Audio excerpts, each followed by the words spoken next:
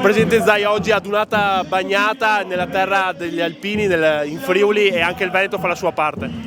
Beh, diciamo che il meteo non ci ferma e dall'altro io li seguo sempre questi veneti, questi alpini, e quest'anno siamo qui a Udine,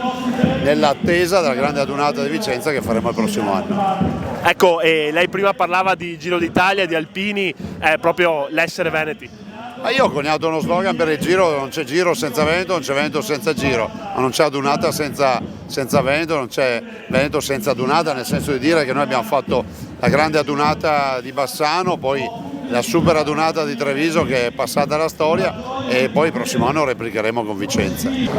Ma sì, per noi è sempre l'adunata degli alpini un momento di festa e soprattutto anche un attestato di gratitudine e riconoscenza per i nostri grandi alpini che comunque sono sempre presenti quando c'è bisogno, e quindi per loro è penso la giornata forse tra le più importanti dell'anno, sicuramente questa, insieme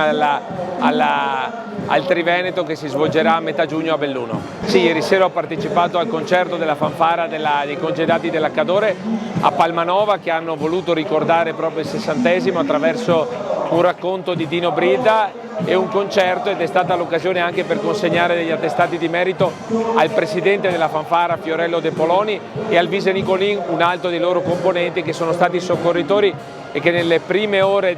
dopo la tragedia vennero a Longarone ad aiutare le nostre comunità